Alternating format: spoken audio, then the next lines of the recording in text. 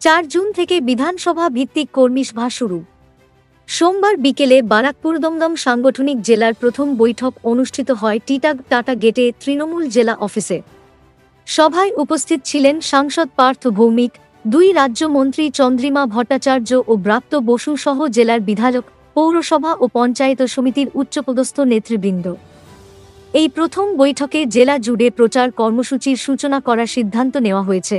4 June থেকে জেলার 14টি বিধানসভায় আলাদাভাবে কর্মী সভা করার নির্দেশ দেন জেলা সভাপতি পার্থ ভৌমিক। কর্মী সভার সূচনা আমডাঙ্গা থেকে হবে এবং শেষ হবে রাজারহাটে।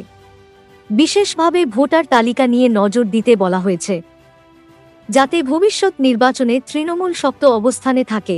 এছাড়াও 21 জুলাইয়ের বিশেষ সভার প্রস্তুতি শুরু করার নির্দেশ দেওয়া হয়েছে। 2021 সালে জেলা সভাপতি পদে আসীন পার্থ ভৌমিক 2024 সালে এই পদ থেকে সরলে বিজেপিতে যোগ দেন তাপস রায়। কিন্তু কোয়ার্টার 20 সালে আবারও পার্থ ভৌমিককে আস্থা দিয়ে নেতৃত্ব দেওয়া হয়েছে। তিনি বলেন, ভাটপাড়া ছাড়া জেলার সব আসন এখন তৃণমূলের দখলে এবং এবার সেই আসনটি দখলের জন্য বিশেষ পরিকল্পনা নেওয়া হয়েছে। জেলা অফিস এখন থেকে প্রতিদিন খোলা থাকবে বলে জানানো হয়েছে। বিধানসভা নির্বাচন সামনে রেখে এই কর্মসূচি তৃণমূলের সংগঠন জোরদার করবে বলেই মনে করছে দল।